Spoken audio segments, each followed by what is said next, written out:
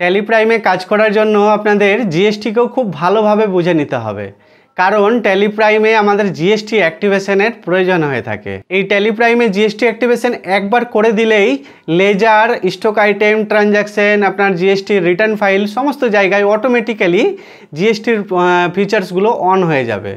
আর আজকের এই ভিডিও টিউটোরিয়ালটির মাধ্যমে আমি আপনাদের শেখাবো ট্যালি প্রাইমে জিএসটি অ্যাক্টিভেশন কিভাবে করতে হয়। তার আগে আপনি মনে রাখবেন জিএসটির রেজিস্ট্রেশন দুই ধরনের হয়ে থাকে। একটাকে বলি regular scheme, GST for regular scheme, আর একটাকে বলি জিএসটি ফর কম্পোজিশন স্কিম। মনে রাখবেন কি বললাম, এক নম্বর জিএসটি ফর রেগুলার স্কিম, দুই নম্বর বললাম জিএসটি ফর কম্পোজিশন স্কিম।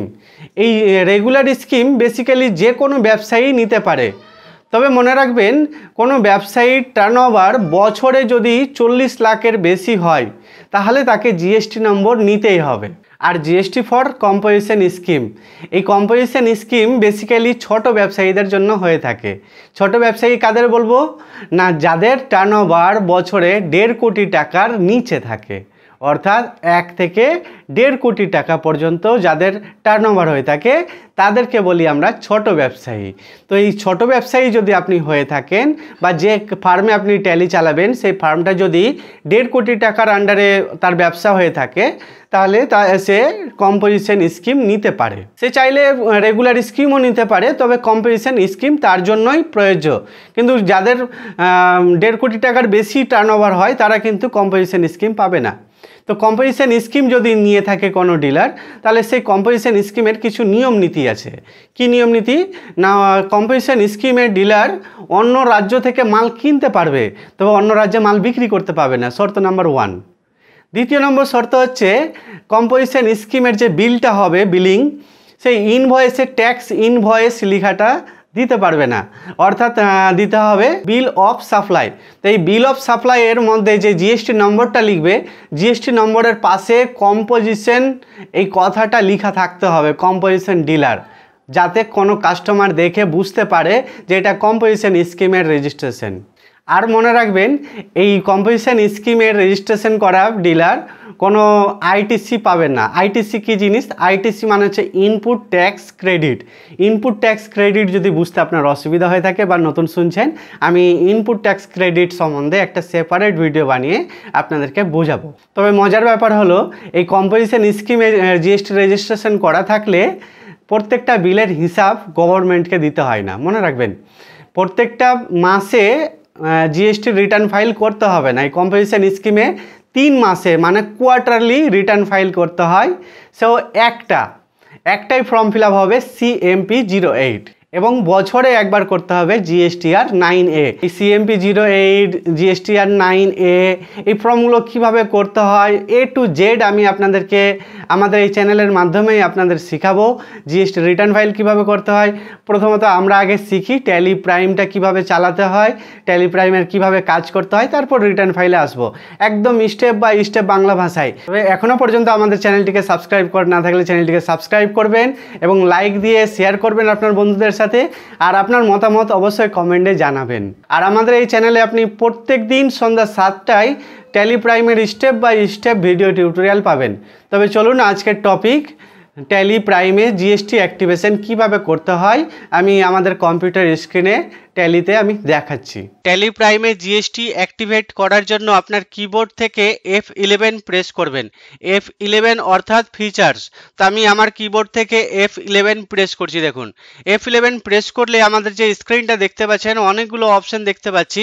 আপনার হয়তো F11 প্রেস করলে এতটা স্ক্রিনে অপশন নাও থাকতে পারে, তো এই ফিচার্সগুলো আমরা নো করতে পারি। এখানে দেখুন, এখানে লেখা আছে শো অল ফিচার্স, এটা আমি নো করে দিই যদি, তো এতটা ফিচার্স দেখতে পাবেন। আরও যদি মনে করেন না আমি এতটাও রাখবো না, আপনার স্ক্রিনে এতটাও থাকতে পারে। দেখুন শো মোর ফিচার্স, তো আপনার এতটা F11 প্রেস করলে এই যে এখন বর্তমানে যে ফিচার্সটা দেখতে পাচ্ছেন এইটুকু ফিচার্স দেখতে পাবেন।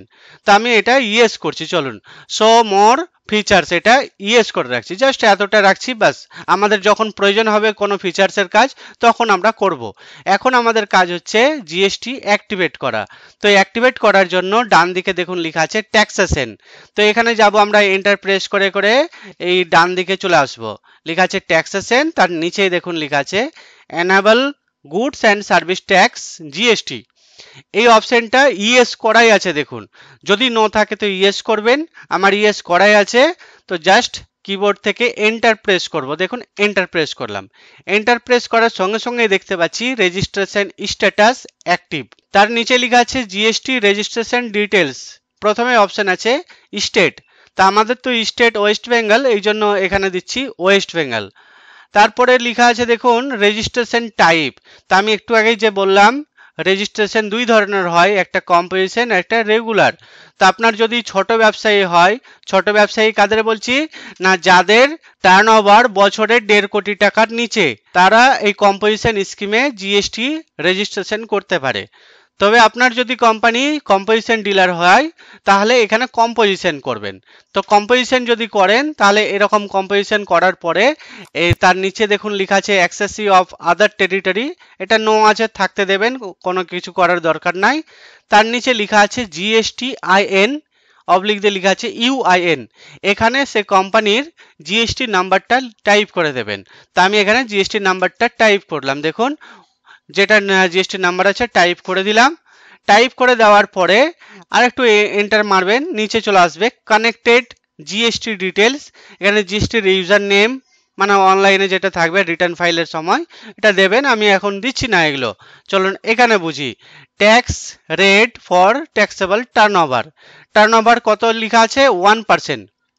এখানে আপনাকে মনে রাখতে হবে কম্পোজিশন স্কিমে কোনো পার্টির কাছ থেকে মানে কোনো কাস্টমারের কাছ থেকে জিএসটি তো নিতে পাবে না, বরং নিজের পকেট থেকে কিন্তু সরকারকে ট্যাক্স দিতে হবে।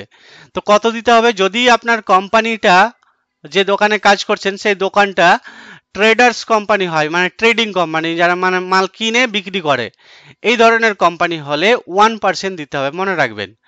আর যদি আপনার কোম্পানিটা ম্যানুফ্যাকচার হয় তো ম্যানুফ্যাকচার হলে 2% দিতে হবে, মনে রাখবেন।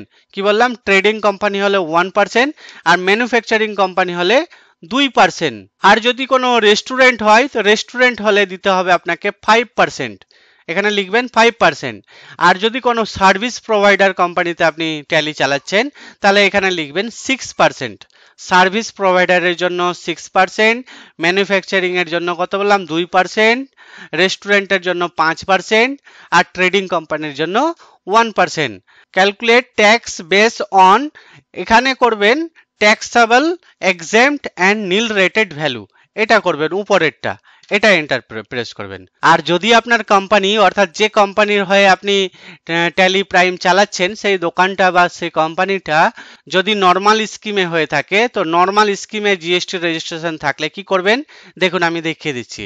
ব্যাক করে চলে আসলাম, ব্যাক স্পেস দিয়ে এই দেখুন এখানে আসবেন, জিএসটি রেজিস্ট্রেশন টাইপ, এই রেজিস্ট্রেশন টাইপে করবেন রেগুলার, এই রেগুলার করলেন। রেগুলার করার পর অ্যাক্সেসি অফ আদার টেরিটরি দরকার নাই, জিএসটি আইএন এর জায়গায় জিএসটির নাম্বারটা টাইপ করে দেবেন। টাইপ করে দেওয়ার পর পিরিয়ডিসিটি অফ জিএসটিআর 1, এটা মান্থলি আর কোয়ার্টারলি দুটো দেখাচ্ছে অপশন, এখানে করবেন মান্থলি। আর কোনো কিছু করার দরকার নাই এই জায়গাতে, এই স্ক্রিনে আর কোনো কিছু করবেন না, জাস্ট এইটুকুই কাজ করবেন। স্টেট, রেজিস্ট্রেশন টাইপ আর জিএসটির নাম্বার দেবেন, আর এখানে জিএসটি পিরিয়ডিসিটি অফ জিএসটিআর 1 এটাকে মান্থলি করবেন। বাস এইটুকু কাজ করে অ্যাকসেপ্ট করবেন। অ্যাকসেপ্ট করার জন্য এন্টার প্রেস করে এন্টার দিতে পারেন, অ্যাকসেপ্ট হবে। আবার এটাকেও অ্যাকসেপ্ট করবেন অথবা কন্ট্রোল প্লাস এ প্রেস করতে পারেন মানে অ্যাকসেপ্ট। তা আমাদের কি হলো জিএসটি অ্যাক্টিভেশন হয়ে গেছে। যদি আমি দেখতে চাই জিএসটি অ্যাক্টিভেশন আছে কিনা তো যেতে হবে আপনাকে অল্টারে গিয়ে এখানে দেখতে পেয়ে যাবেন জিএসটি রেজিস্ট্রেশন। জিএসটি রেজিস্ট্রেশনে একবার এন্টার প্রেস করবেন, তারপরে ওয়েস্ট বেঙ্গল রেজিস্ট্রেশন দেখাচ্ছে, এন্টার দেবেন, দেখতে পেয়ে যাবেন পুরো গল্পটা। তা আশা করি শিখতে পেরেছেন জিএসটি অ্যাক্টিভেট কিভাবে করতে হয় ট্যালি প্রাইমে। চলুন পরবর্তী টিউটোরিয়ালে আপনাদের সাথে কথা হবে, ততক্ষণের জন্য খুব ভালো থাকবেন, সুস্থ থাকবেন।